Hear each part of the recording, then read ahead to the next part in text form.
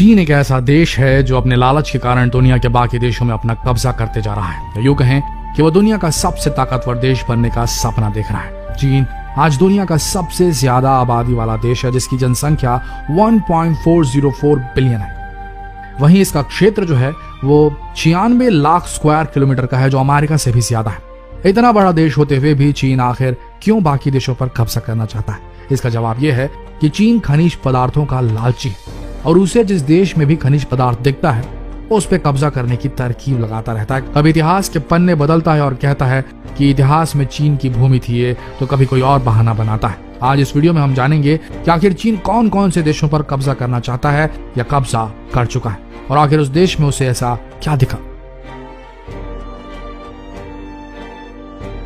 Number 1, Tibet. Tibet एक ऐतिहासिक देश है जहां पर हजारों साल पुराने मॉन्यूमेंट आज भी मौजूद है। चीन नेचुरल रिसोर्सेस का भूखा है और तिब्बत में वाटर रिसोर्सेस की कमी नहीं। दूसरी तरफ तिब्बत की सीमा से एक बफर जोन निकलता है जो एक तरफ इंडिया, नेपाल और बांग्लादेश से लगता है और दूसरी तरफ चीन को। वहीं वहां स्थित हिमालय की पहाड़ियां दुश्मनों से बचाती भी। और सबसे बड़ी बात यह है कि चीन इन इलाकों में अपना व्यापार का विस्तार करना चाहता है और इसलिए वो लंबे समय से तिब्बत पर कब्जा पाने के लिए आतुर है। एक बात याद रखिए कि तिब्बत से ही वो 2 बड़ी नदियां निकलती हैं जो चीन को पानी सप्लाई करती हैं। तो तिब्बत अगर चीन के हाथ से निकला, भारत की ताकत में आया या भारत के प्रभाव में आया, तो चीन के लिए बड़ी मुश्किल हो जाएगी। इसीलिए वो हर हाल में तिब्बत पर किसी भी हालत में ताकत के बल पर, करप्शन के बल पर, पैसे के बल पर राज करना चाहता है। दूसरा, अरुणाचल प्रदेश। इंडिया का नॉर्थ ईस्टर्न इलाका अरुणाचल प्रदेश, जिसे चीन कहता आ रहा है कि ये साउथ तिब्बत का इलाका है, यानी कि चीन का। इस प्रदेश से बाकी देशों की सीमा लगती है, जिसे मैकमोहन लाइन भी कहा जाता है, जो बाकी देशों को इंडिया से अलग करती है। लेकिन अरुणाचल प्रदेश में ऐसा क्या है जिसे चीन अपने कब्जे में लेना चाहता है? तो आपको बता दें कि इस क्षेत्र में खनिज पदार्थों की कमी नहीं है। यहाँ पर सोने और लिथियम का भंडार छुपा हुआ है। चाइना के हिसाब से यहाँ पर $60 बिलियन के सोने और चांदी के पदार्थ मौजूद है और इसीलिए चीन का लालच उसे अरुणाचल प्रदेश तक खींच रहा है। अब अरुणाचल प्रदेश पर शासन करना चाहता है, उसे कब्जाना चाहता है, लेकिन ऐसा कभी हो नहीं सकेगा। नंबर 3, अक्साई चीन। अक्साई चीन वही इलाका है जिसके कारण 1962 में चीन और इंडिया का युद्ध हुआ था। असल में 1950 के दशक में चीन ने इस इलाके में तिब्बत से लेकर शिंजियांग तक सड़क का निर्माण किया था, जिसे लेकर इंडिया में आक्रोश पैदा हो गया था और आखिर में 1962 में युद्ध हो गया। लेकिन युद्ध खत्म होने के बाद चीन ने अक्साई चीन का 38,000 किलोमीटर का इलाका अपने कब्जे कर लिया था। ये इलाका चीन के लिए बहुत महत्वपूर्ण है क्योंकि अक्साई चीन जमीन से 17,000 फीट की ऊंचाई में स्थित है और अगर चीन की लड़ाई इंडिया या और किसी देश या पड़ोसी देश से होती है तो ये इलाका उसके लिए जीत साबित करेगा। इसीलिए अक्साई चीन ने हथियाया। नंबर 4, दक्षिणी चीन सागर। दक्षिणी चीन सागर में चीन की पूरी तरीके से दादागिरी चलती है और वो लंबे समय से यहाँ पर अपना कब्जा जमाता आ रहा है। इतना ही नहीं, चीन ने दक्षिणी चीन सागर में वुडी आइलैंड और स्पार्टली आइलैंड का भी निर्माण कर रखा है ताकि वो इस इलाके में अपनी दादागिरी कायम कर सके।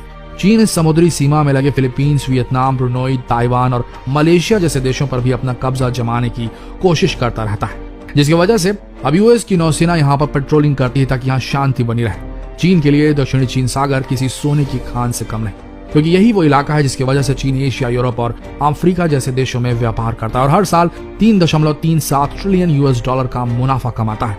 इसके अलावा ये क्षेत्र तेल और गैस के भंडारों से भरा हुआ है। यूएस एनर्जी इंफॉर्मेशन के मुताबिक यहाँ पर 11 बिलियन बैरल कच्चा तेल उपलब्ध है और साथ ही 190 trillion cubic feet natural gas. साथ ही दक्षिणी चीन सागर सी फूड से भरा हुआ है। पूरी दुनिया का 10% सी फूड यहाँ उपलब्ध है और इसीलिए चीन इस इलाके को पूरी तरीके से अपने कब्जे में करना चाहता है।